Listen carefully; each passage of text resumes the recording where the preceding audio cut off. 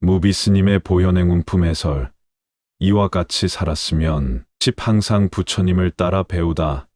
선남자여, 부처님을 따라서 배운다는 것은 이 사바세계의 비로자나 부처님께서 처음 발심한 때로부터 정진하여 물러나지 않으시고 이루 다 말할 수 없이 말할 수 없는 몸과 목숨으로 보시하였느니라. 또한 가죽을 벗겨 종이로 삼고 뼈를 쪼개어 붓을 삼고 피를 뽑아 먹물을 삼아서 경전 쓰기를 수미산 높이같이 하였으니 법을 소중히 여김으로 목숨도 아끼지 않았느니라. 하물며 임금의 자리나 도시나 시골이나 궁전이나 동산 따위의 갖가지 물건을 보시하는 것과 하기 어려운 고행이었겠는가.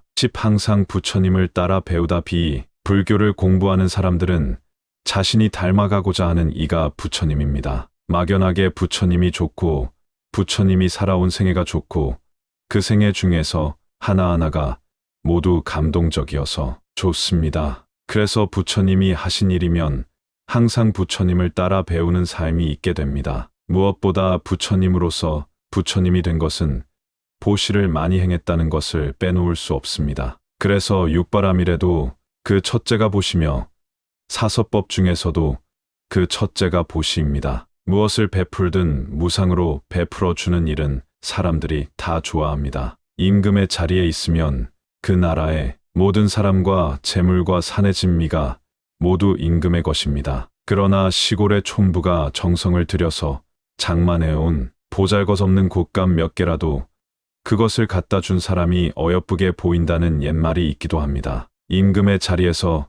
곶감 몇 개가 무엇이 그리 귀하겠습니까만 주는 것이 좋기 때문입니다. 베푸는 일은 그와 같이 중요합니다. 부처님과 같은 위대한 성인이 되려면 무엇보다 보시를 잘해야 합니다. 또한 보시도 경전에서 밝혔듯이 몸도 목숨도 모두 다 보시하되 올바른 진리의 가르침을 널리 전하기 위해서 몸에 가죽을 벗겨 종이로 삼고 뼈를 쪼개어 붓을 삼고 피를 뽑아 먹물을 삼아서 경전 쓰기를 수미산 높이로 보시한다고 하였습니다. 자신에게서 가장 소중한 몸과 목숨을 그렇게 보시하는데 하물며 자신의 벼슬자리나 기타 온갖 지위나 동산이나 부동산이나 현금이나 이러한 일체의 재산을 아끼겠습니까? 법을 펴는데 그것을 아껴서 보시하지 못한다면 법을 소중히 여기는 마음이 아니며 성불이니 견성이니 하는 것은 모두가 공연불에 불과합니다. 항상 부처님을 따라 배우는 수행자의 자세가 아닙니다. 아름다운 보살의 삶이 아닙니다. 작은 것부터 하나하나 법을 위해서 보시하는 일을 연습하다 보면 자신의 재산도 아끼지 않고 사람들을 위해서 법을 펴는 일에 큰 보시도 할 수 있게 되며 아름다운 보살행의 실천도 어렵지 않은 때가 멀지 않을 것입니다. 항상 부처님을 따라 배우다. 또한 보리수 아래서 큰 깨달음을 이루던 일이며 여러 가지 신통을 보이고 갖가지 변화를 일으키 얻느니라. 갖가지 부처님의 몸을 나타내어 온갖 대중이 모인 곳에 계실 적에 혹은 여러 큰 보살 대중들이 모인 도량이나 혹은 성문과 벽지불 대중이 모인 도량이나 전륜성왕과 작은 왕이나 그 권속들이 모인 도량이나 찰제리와 바라문과 장자와 거사들이 모인 도량이나 내지 천신들과 용과 팔부 신중과 사람인 듯 사람 아닌 듯한 이들이 모인 도량에까지 있었느니라. 이와 같은 여러 가지 큰 모임에서 원만한 음성을 천둥소리같이 하여 그들의 즐겨하고 좋아하는 바에 따라 중생들의 근기를 성숙하게 하던 일과 마침내 열반에 들어 보이시던 이와 같은 온갖 일을 내가 모두 따라 배우느니라. 항상 부처님을 따라 배우다.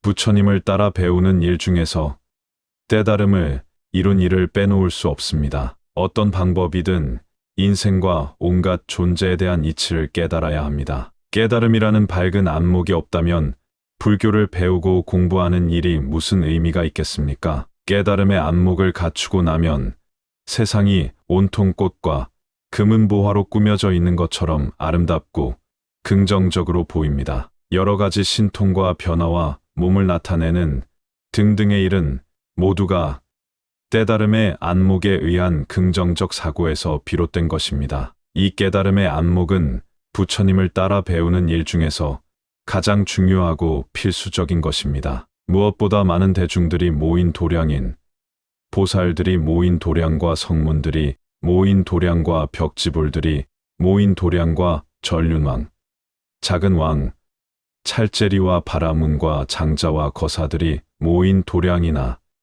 내지 천신들과 용과 팔부, 신중과 사람인 듯 사람 아닌 듯한 이들이 모인 도량의 법을 설하여 중생을 가르치고 깨우치는 일입니다. 부처님은 6년간의 고행과 49년간의 설법으로 사람들을 가르치고 교화하였습니다. 위에서 10권 갖가지의 도량들이 일생 동안 수많은 사람들을 만나서 가르침을 펴고 깨우침을 전하였던 그 법석입니다. 부처님의 일생에서 만약 설법하신 일을 뺀다면 아무것도 없습니다. 팔만대장경이라는 위대한 가르침도 수많은 제자들도 모두가 설법을 통하여 성취한 업적입니다. 부처님을 따라 배우기를 원하는 사람들은 반드시 배운 것만치라도 다른 사람들에게 전해주는 노력이 있어야 합니다. 특히 불자들의 가장 큰 약점이 남을 가르쳐 주려는 노력이 부족한 것입니다. 겸손이 아니라 불자로서의 의무를 다하지 않는 일이며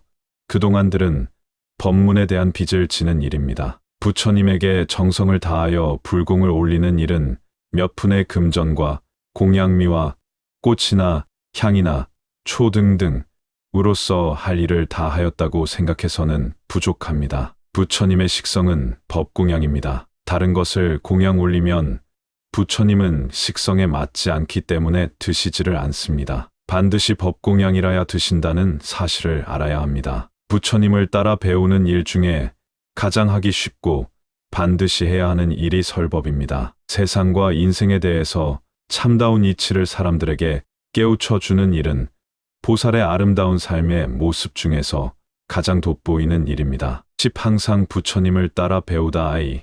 항상 부처님을 따라 배우다 아이. 지금의 비로자나 부처님께와 같이 온 법계 허공계 시방 3세 모든 세계에 있는 먼지 속의 모든 부처님들도 이와 같이 하신 것을 염렴히 내가 다 따라 배우는 것이니라. 이와 같이 하여 허공계가 끝나고 중생계가 끝나고 중생의 업이 끝나고 중생의 번뇌가 끝나더라도 나의 이 따라서 배우는 일은 끝나지 않고 염렴히 계속하여 잠깐도 쉬지 않건만 몸과 말과 뜻으로 하는 일은 지치거나 싫어함이 없느니라. 항상 부처님을 따라 배우다 F. 비로자나 부처님이라는 이름으로 석가모니 부처님의 생애를 이야기하였고 그 생애를 모두 따라 배운다고 하였습니다. 불교의 경전에는 부처님이 무수히 등장합니다. 그러나 그것은 모두가 경전상에 등장하는 부처님입니다. 그 여러 부처님들의 모델은 석가모니 부처님입니다. 그래서 석가모니 부처님의 일생 그대로 과거의 부처님도 미래의 부처님도 다 같이 살아온 것과 같이 이야기하고 있습니다. 또한 예불문에도 우리들의 근본 스승이신 석가모니 부처님이라고 하였습니다. 석가모니 부처님은 경전상에 등장하는 모든 부처님들의 근본 부처님인 셈입니다. 아무튼 그 많고 많은 부처님들의 아름다운 삶을 모두 따라 배우는 삶은 보살의 아름다운 모습입니다. 화엄경의 근본 정신이 마음과 부처님과 중생 이 셋이 차별 없이 같다고 하였으니 부처님을 보는 시각이 보다 더 넓어야 하고 전체적이어야 합니다. 그래서 큰 눈과 넓은 안목으로 모든 사람 모든 생명 일체 존재에게서 배울 것을 찾아 낱낱이 배우는 자세를 가져야 합니다. 특별한 부처님만 찾는 생각도 잘못이지만 그와 같은 특별한 부처님은 이제 어디에도 없습니다. 사람들에게서 훌륭한 점을 배우는 일은 말할 나위도 없지만 심지어 바위에게는 그 굳은 것을 배우고 소나무에게는 그 늘 푸른 지조와 고상함을 배우고 대나무에게는 그 고든 것을 배우고 바다에게는 드넓음을 배우고 허공에게는 텅 빈 마음을 배우고 흘러가는 구름에게는 그 변화를 배웁니다. 눈을 뜨고 배울 자세를 가지고 있으면 낱낱이 배울 점이요 곳곳이 스승입니다. 이러한 마음가짐을 하루나 한 달로 끝나지 않고 허공계가 끝나고 중생계가 끝나고 중생의 업이 끝나고 중생의 번뇌가 끝나더라도 나의 이 따라서 배우는 일은 끝나지 않고 염렴히 계속하여야 할 것입니다. 늘 남을 따라 배우는 자세와 같은 아름다움이 또 있을까요? 아름다운 삶을 살아가려는 보살로서는 필수적인 덕목입니다. 무비스님의 보현행운품 해설. 이와 같이 살았으면 다음 시간에 뵙겠습니다. 나무 아미타불 관세음보살. 나무 아미타불 관세음보살. 나무 아미타불 관세음보살.